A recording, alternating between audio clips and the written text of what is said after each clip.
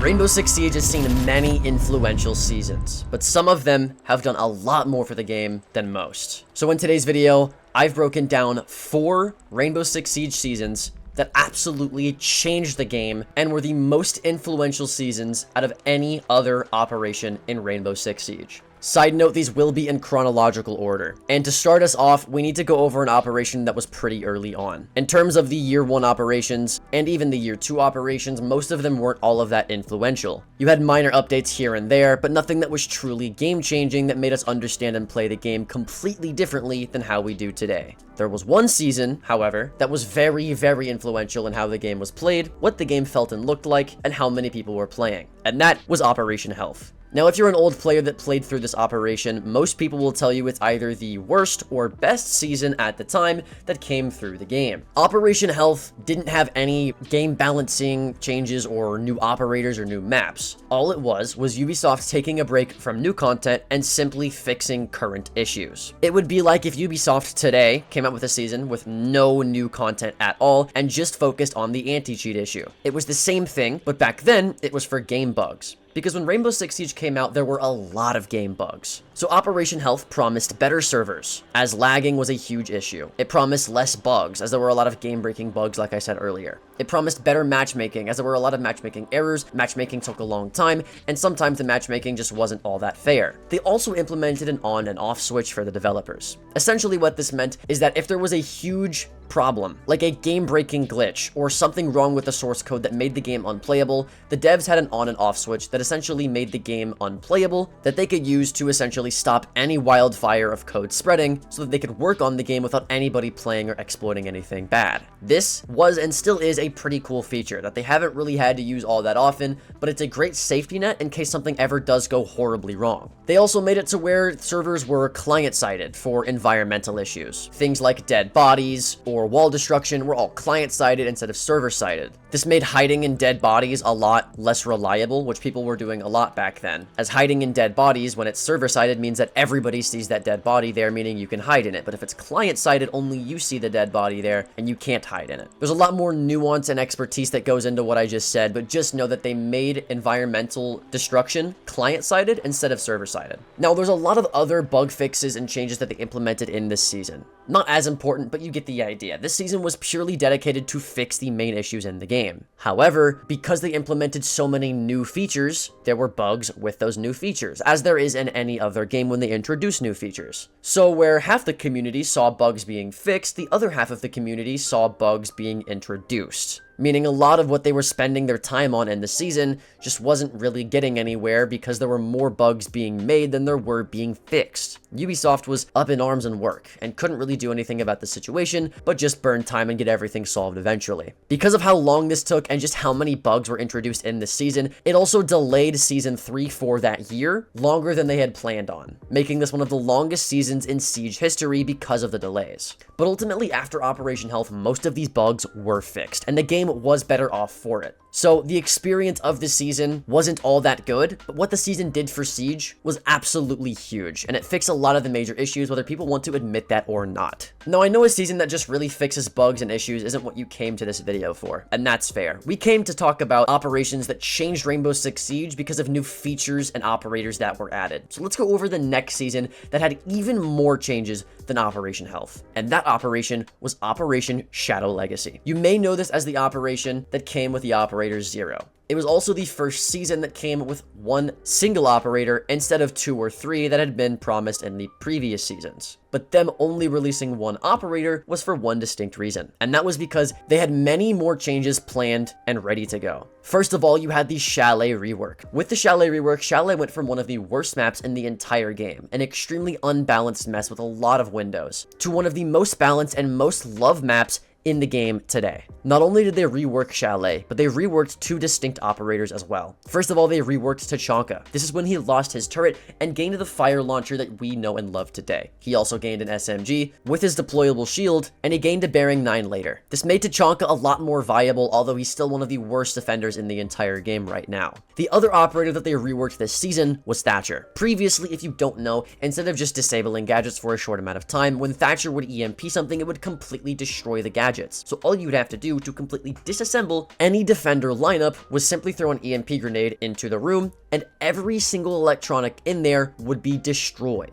Not disabled, completely destroyed. Thatcher was the most broken attacker hands down because of this, and when map bans were introduced, he was banned almost every single time. So I'm glad that they did this rework and it is in a more balanced state. Speaking of map bans, this is also the operation when map bans were introduced, although it looked a bit different than it does now. First of all, you only had the option to ban 3 maps instead of a total of 5. Obviously, each team would only be able to ban 1 map, but you get the idea. The pool was smaller. Also, the way Ubisoft implemented map bans was a lot more predictable. When you would ban a map, you would easily be able to tell which map you were going to get, because the map that you would get was always on the left side of the map that you were going to ban. Or on the right side, I can't actually remember, but you get the idea. Players quickly figured out that the map bans were very predictable, and so they knew that if they banned one map, that they'd get a different one. Something that made the game a lot more predictable in a good way, though, was the new Ping 2.0 system that they implemented this season as well. Essentially, they made it to where not only can you yellow ping anything that you want to, or red ping anything that you want to, but when you go to Z ping any actual gadget or object in the game, it will tell you what that gadget and object is. So, as you know right now, if you Z ping a default camera, it will show that it's a default camera. If you Z ping gridlock tracks, it will show that it's gridlock tracks. Back then, it wouldn't do that. So now you have a more streamlined pinging system for newer players. Something else that's a lot more streamlined that I'm very glad they implemented is the reinforcement pool this season. If you didn't know in Operation Shadow Legacy, they implemented the reinforcement pool. Well, the entire team gets 10 reinforcements instead of what they used to have, where every defender gets 2 reinforcements that they get to put down. This made site setup a lot easier because you could have people like Castle, who didn't have time to reinforce, have to not worry about reinforcing. Whereas if you had people like Vigil or Cav that didn't have any site setup, they could do all of the reinforcing. That's usually not how it goes in ranked games, trust me, I know, but you get the idea. The reinforcements are a shared pool now instead of having 2 per defender. And even with all of those changes, Operation Shadow Legacy has even more. They also finally implemented match replay in their beta phase. So this is when match replay was first getting tested by the general public. This is also the season that they added hard breaching charges. There was a huge issue with people playing Thermite or Hibana every single round because they were the only 2 operators that actually could breach hard walls. So introducing hard breaching charges made it to where there was more competition and less reliance on bringing the same operators every single time. Speaking of hard breaching operators, they also buffed Maverick by giving him an extra canister for his blowtorch, making it to where he could actually just Maverick more things open. But out of everything I've talked about for this season specifically, none of them have been as influential as the final thing that they added in this season that changed the game for the worse for many years to come.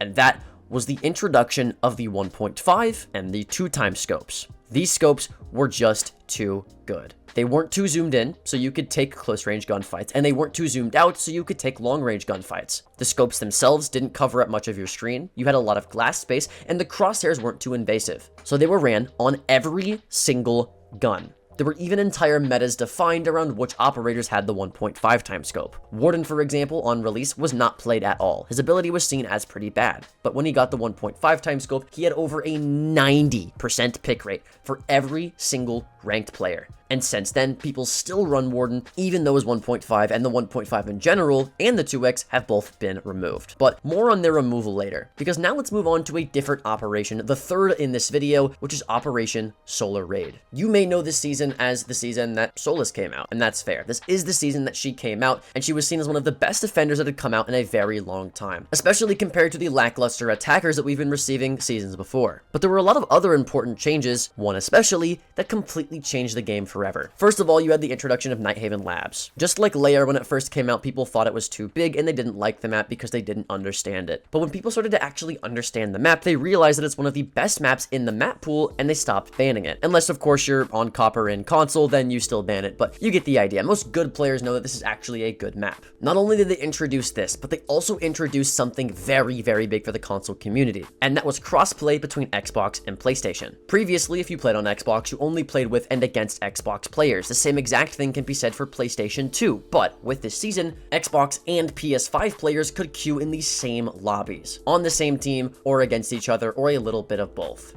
With the ability to queue with PC players now this season, this may not seem like that big of a deal, but back then it was absolutely huge. Not only did they add cross-play though, but they also added cross-progression, meaning that if you went from console to console or console to PC or even PC to console, all of your stats from your account, you'd be able to migrate over to whatever new you were playing. For me, this personally was great, as I had a lot of black ices on console that I didn't get to have on PC when I upgraded. But when I got to PC and cross-progression was added, I got all of my skins and all of my operators that I had on my old Xbox account. Now that is a really good change, but a change that nobody really cared about and doesn't really care about to this day was the fact that they also started the reputation score system. This was in beta, and this is when they started tallying up reputation scores, but they didn't really do anything, so I'm not really going to talk about it much in this video. They also updated the shooting range to give it more lanes and a bit more of a streamlined look, so there's that as well. They also updated the way battle passes work. They also introduced drone cosmetics, and they made it to where you can change your team item colors from red, blue, and orange. But out of all of those changes, there was one change that I have yet to talk about that even to this day is one of the most influential changes in Siege history that most people do not like.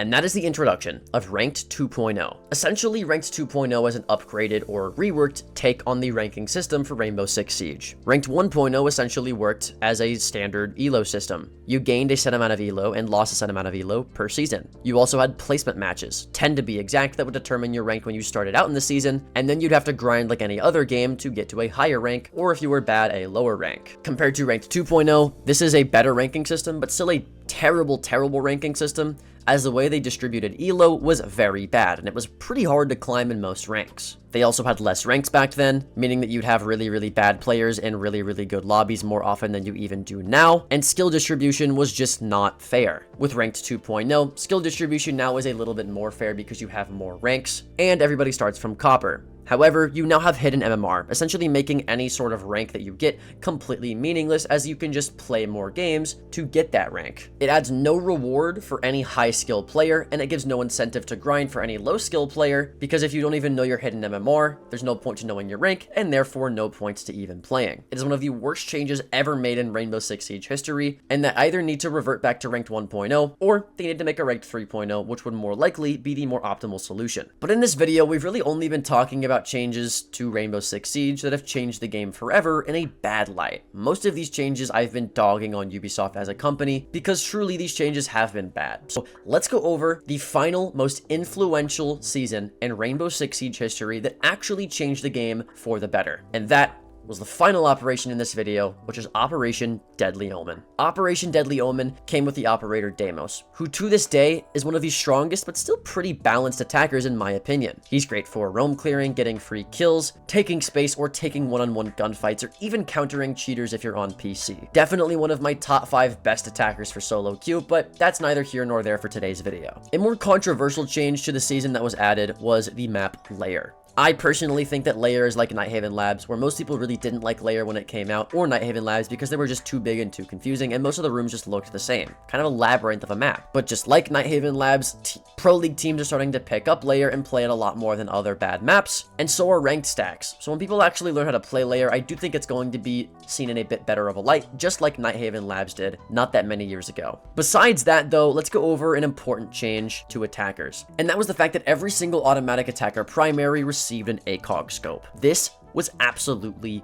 huge. Previously in the past with the 1.5, 2x, or even the ACOG scopes, having them on an operator made or broke that operator, because not everybody had it. But if everybody has a scope, the value of that scope becomes completely meaningless. So every attacker having an ACOG didn't really break the game in any meaningful way. It only made the game actually more balanced, because previously the game was very defender-sided. Now with attackers actually having something that defenders don't, it's in a more balanced state. Although I will say it is still slightly defender-sided in my opinion. This was big not only for a balancing perspective, but also from a player count perspective. Think about it, if you didn't play Siege for 5 years after they took away Ash ACOG and they finally added in back Ash ACOG, you'll want to come back and play the game. And that's what a lot of players did. A lot of players came back during Operation Deadly Omen. This is also around the time that Jinxie started to blow up as well, so a lot of new players came back to the game. They also reworked shields this season, and shields were not seen as good at all, and they were made hard meta this season because of how broken they were, so that was pretty fun while it wasn't broken. They also added the lockers so you could sort through more cosmetics. They finally nerfed the most broken defender in the game at the time, which was Azami, making it to where you could actually shoot down her barricades. And they also added versus AI and removed terrorist hunt. I think that change was pretty stupid, but regardless, you get the idea. It was a great season with a lot of needed changes happening, and a lot of quality of life changes happening too. But there was one change in particular that made this season one of the most influential seasons in Rainbow Six Siege history, and for a good way too.